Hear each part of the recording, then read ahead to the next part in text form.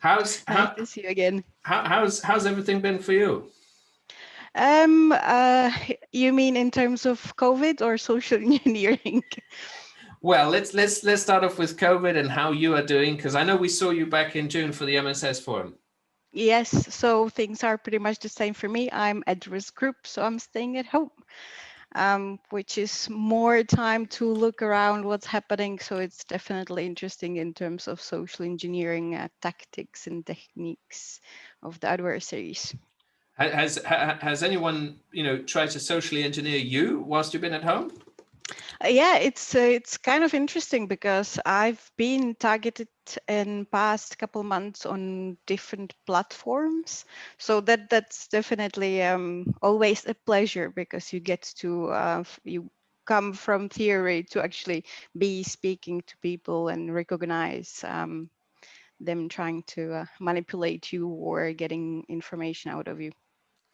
So Yeah, keep it coming, guys. yeah. Well, some of them don't seem to be doing a good job. They're a bit lazy. They email me with really random things like, your website I saw not good.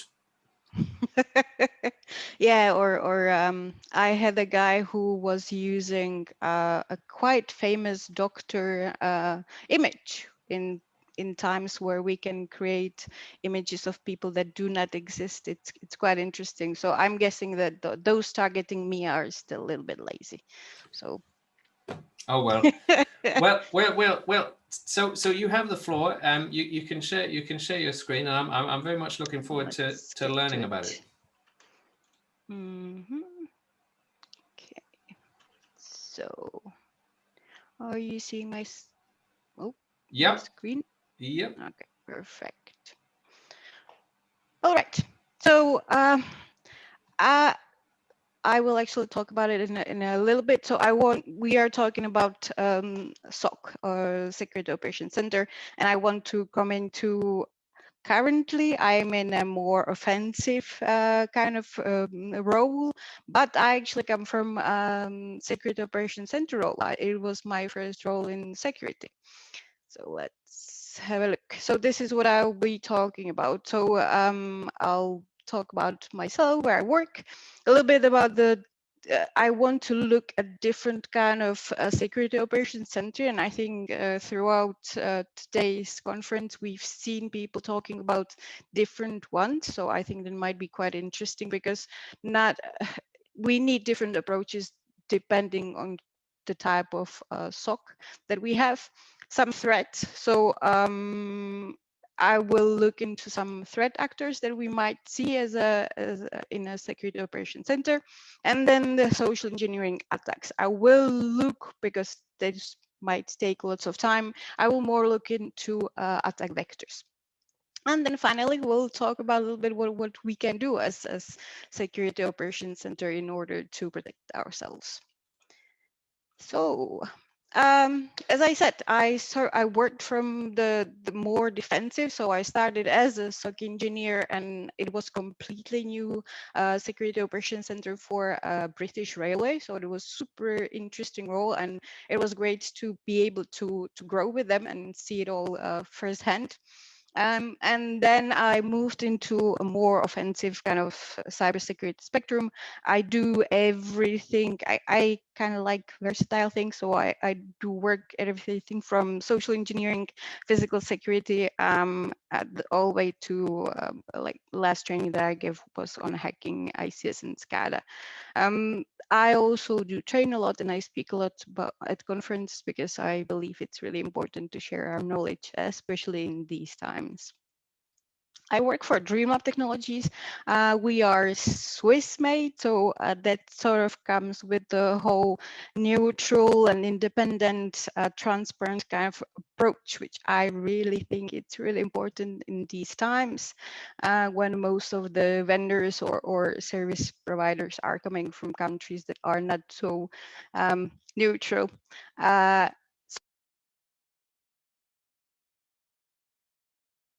The remote or virtual ones, we spoke about it just now. It might be an approach that's suitable for you these days because of the pandemic. So we might have lots of guys that would work only remotely or virtually. It's not a solution for someone, let's say you are a government or you are research and development company. So you really need the information can't really leave that kind of network. So this might be a solution for these days, but obviously not for everyone. Dedicated team, this is my experience where I come from. It's probably the most holistic one, and especially because now what security operations center means for you. Is it that one SIM tool where all the logs are being forwarded to, that sort of one window into your whole network, or do you actually think about your SOC as being the people, the technology, the processes? Is it just that one team, or is it perhaps, I like to think that the SOC or the security of the company is really everyone in the company. So this, I would say that this is the most holistic approach. Not everyone can afford it. Again, it depends on what's your strategy and what are your finances as well, obviously. This sort of hybrid, I call it one-person army. So it would be solution for perhaps a smaller company that still cares about security. So it could be someone, you have one person from your company that's just receiving, let's say, an alert for different tools that are installed by different providers in your network.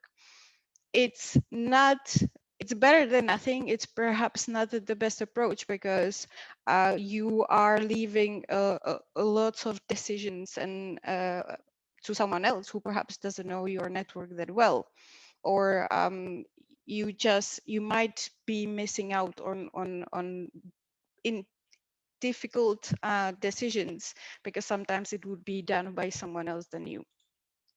So or a global, if you're a big international company, you could have multiple SOCs across large regions. We've seen it before. And then you might have one global SOC that's sort of receiving. So it was like the one person army, but it would be one command center somewhere.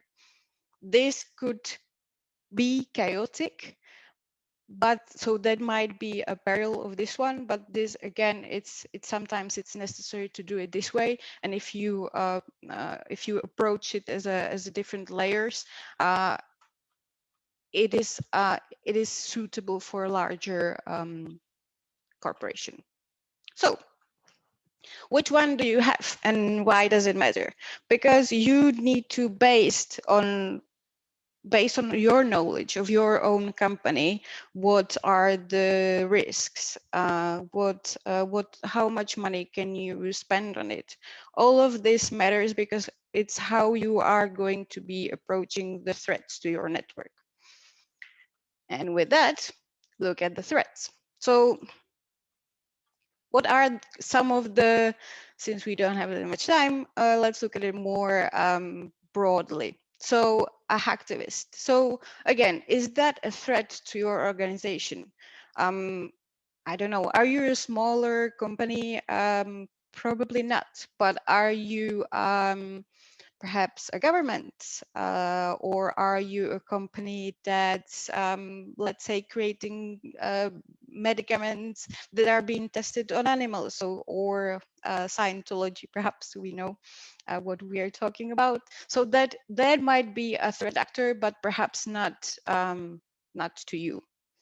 A cyber criminal, that's perhaps that's most probably the most common threat actor, because we've seen it during the pandemic.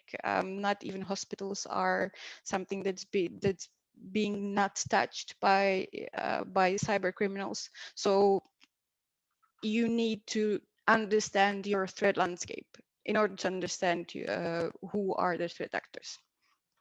Nation state. So I believe it was in past 2 weeks, there was a study that came out saying that 71% of the CISOs believe that the threat to their own company are nation state hackers. We are talking about SOCs of the future, and we've been talking about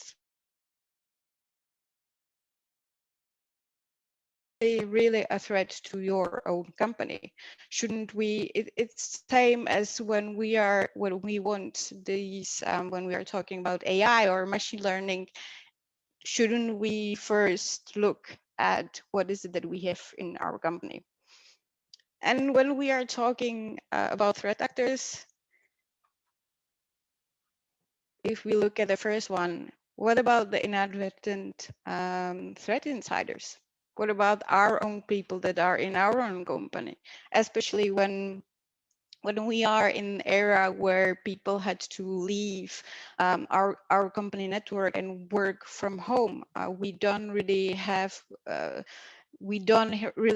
visibility that we used to have, and sometimes not looking out to nation states or hacktivists or cyber criminals. We should be looking inside what's in our own network, right?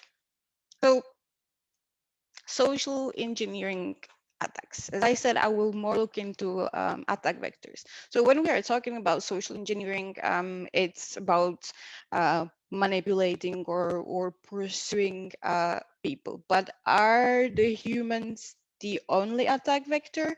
Because when we are talking about social engineering, most people will think about phishing or wishing, all the ishings. But is it, especially for me, because I don't come from just specifically social engineering per se, these issues, but I also do physical security. So I know that it's perhaps the deadliest if I have attack vector that could be through a badly secured building. So I will walk a little bit through a different social engineering attack vectors. So when we think about social engineering, and the target would be people, but are we thinking about the technology that they use? Because it's the technology that the humans are designing, it's the technology that the humans are configuring, maintaining, and interacting with. Is it all correctly set up and well configured? If we are talking about phishing email, before it reaches a person, it goes through so many steps where the technology is involved. So is the technology as an attack vector to social engineering is really important part to take into account. The next attack vector, what about social media? So is it, I don't see it that much as being used. I see more and more, but what about your company and people in your company? Usually when I'm targeting someone, the easiest thing on LinkedIn is go to the company, see people that work there, and I have a first attack vector. Do they really need to be on LinkedIn? I understand that it's for marketability of you can ban people from using LinkedIn, but perhaps they should not be listed under your company. I'll flip it on its head. You can also use it, obviously, to your advantage. You can create fake profiles, and all of a sudden you will see that these fake profiles from this department have been targeted by someone in past week. What does it mean for me when we are talking about the active threat hunting that we just talked about in the last panel, right? So I believe social media, and it's not only, it's not just LinkedIn. We need to understand what is out there for social engineers to attack our company. It could be that someone came, it was the typical my first day in the new company, and took picture with their badge. Trust me, I've been there, I used it not once, not only once. Connected devices. So again, we are talking about people. Do we understand that devices that they bring into your environment could be an attack vector for a social engineer. It's even worse right now when we are talking about people working from home. Did you give them dedicated devices that they can connect back to your network via VPN? Are they using one home Wi-Fi with their whole family, where their kids are on all kinds of social media? That is another attack vector that you need to take into account when we are talking about social engineering attack vectors, because as a social engineer, I would be not only looking into you, but I would be looking about around at people that are around you. And even if we are talking about being back at the company, if the person has their own mobile phone that they then use to connect to a company Wi-Fi network that's not properly secured and configured, that's another social engineering attack vector. It's not very fancy or attractive, but trust me, I've seen it where policies, procedures, and processes are not sufficiently or efficiently done. Let's say that I've seen it before where when you come in as a guest to a company, I was not asked for proof of identity. So that could lead to some very serious breach. So you need to also look at the different policies and procedures and processes that are in your company, and if they are well set up, and if they follow the best way how to protect your company. It's also I said it before, it's all about the people in your company. So these are something that will be followed by everyone in a company. Well, should be followed.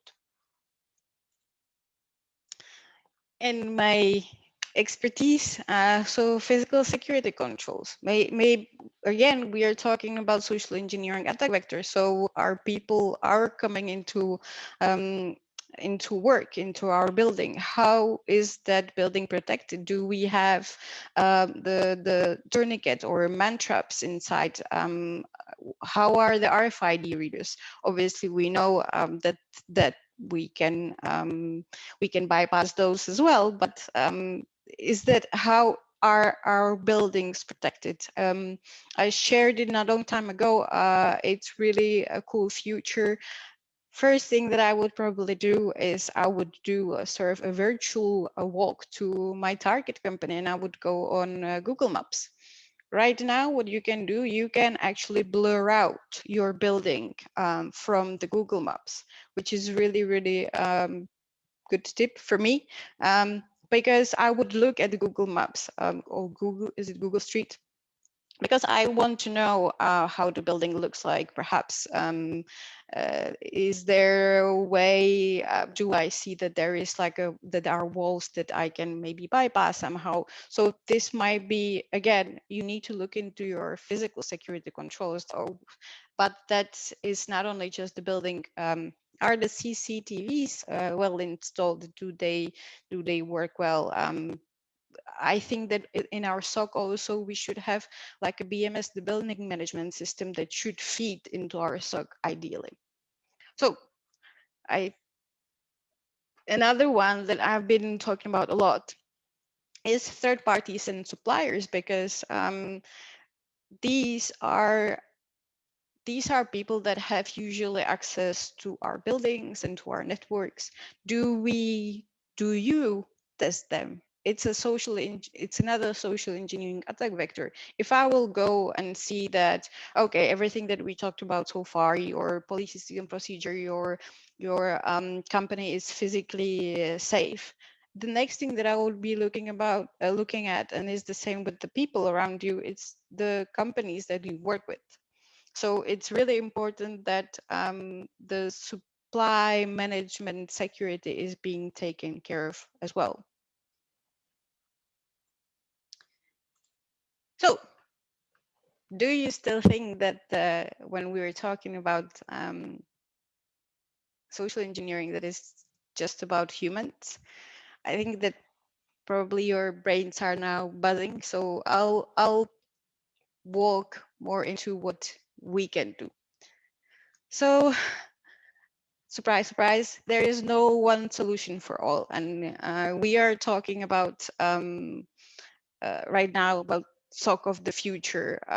And we are talking about machine learning and artificial intelligence. And that is something that we will definitely use in some form, but the humans I don't think that they will be replaced. And all of it is a big, a complex scenario where you as a SOC have to be connected to different parts of your business. And there are, it's everything from that you can see on the screen. It's people that are in the network, but also the technology, the processes.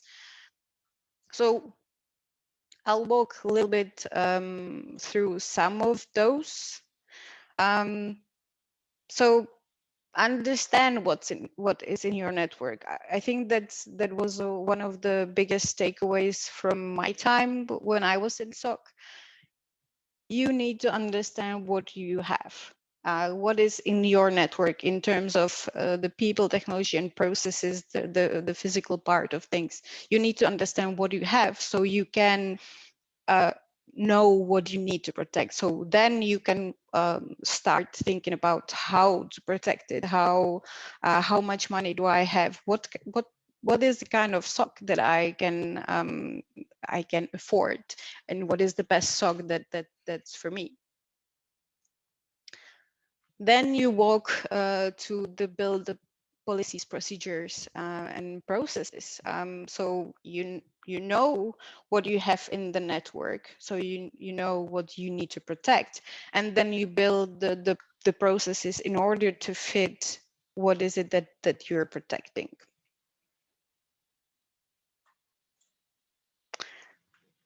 Then you need to test it. So once you know what you have, once you know how to protect it, now you need to test it somehow. So I really like this, what you're seeing on the screen, because I want to pen test.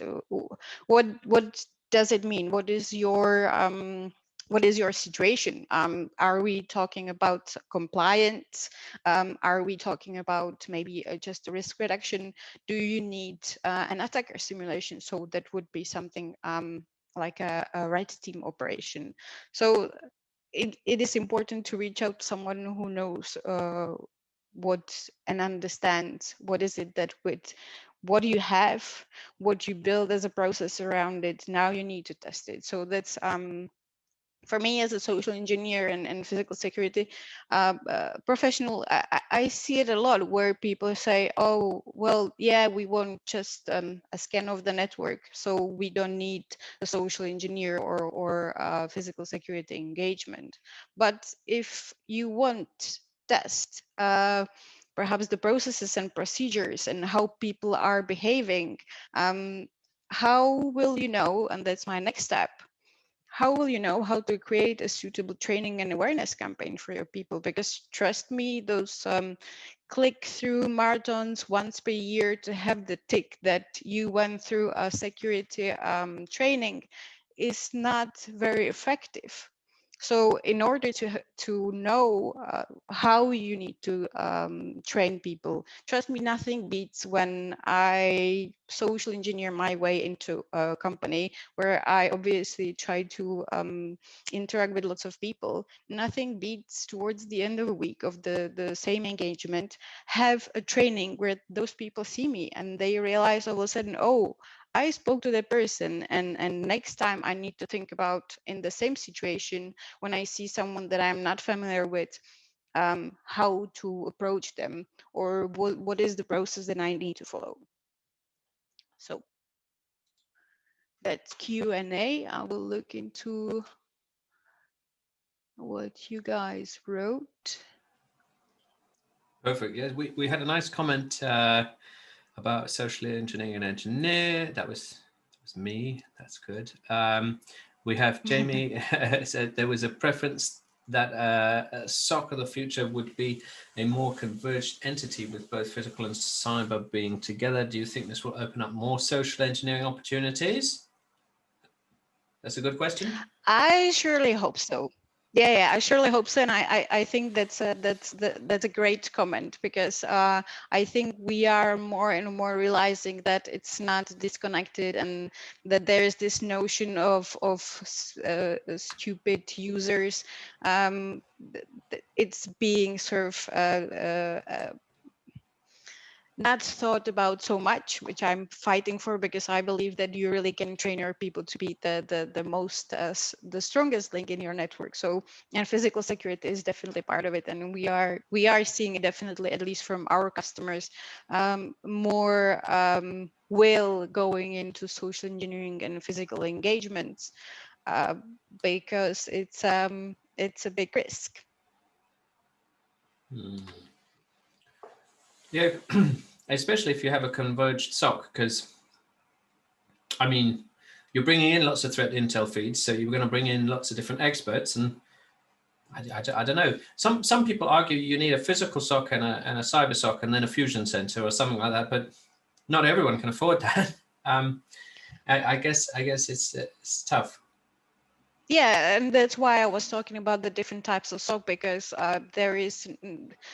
you need to think about carefully about what is it that you can afford and what you have, and then decide on it. I don't think that there is a wrong answer to it. We just need to understand the risk and then find a solution. Yeah, I absolutely. And of course, whilst everyone is locked down, hacktivism is on the rise. I actually did an interview with people that look into activism, and they said everything's gone hacktivism. So yeah, because so people are certainly an interesting one. People are spending a lot more time online these days, so definitely. But again, you need to think, if that is that a risk to your company. It could be part of your active threat hunting to understand, okay, I actually saw someone on Reddit posting about my company that we are following something, and that we might be actually at risk or as a target. Yeah, I think, yeah. Now that opens up a whole new can of worms on activism. So yeah, no, it's a brave new world. Well, what's next for you? I know Ahmet has already joined the panel, but what's next for you? I've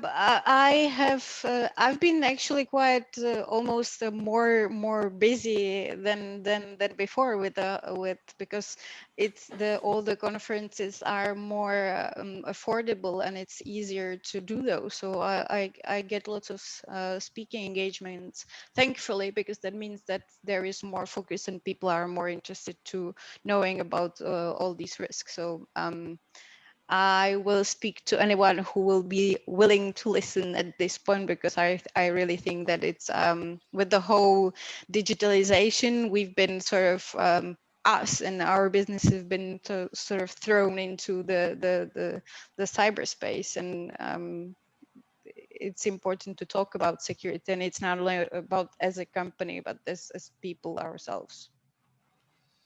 Brilliant, and I love it that people are more interested. You know, content is king, and I don't know. You know, gone are the days you could say to your boss, "I'm off to some big cyber conference in America, and the keynote is Bill Clinton."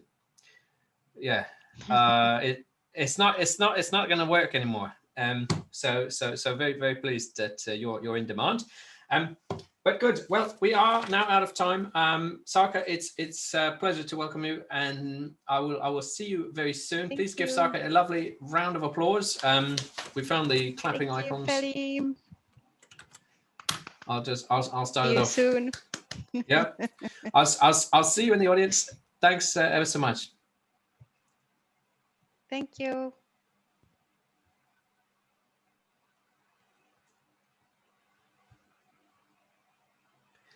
Perfect. And yeah, please keep those comments coming. We got the SOC Future hashtag, which I'm just covering. That's doing rather well on LinkedIn and a bit on Twitter. So keep posting. that's always good. Now, for a number of you who have been to our MSS series, you'll know that we are very keen to investigate, in the context of all things, what the SOC of the future is going to look like in a managed security services context or a managed services context. So let me just welcome up to the stage our fantastic panelists.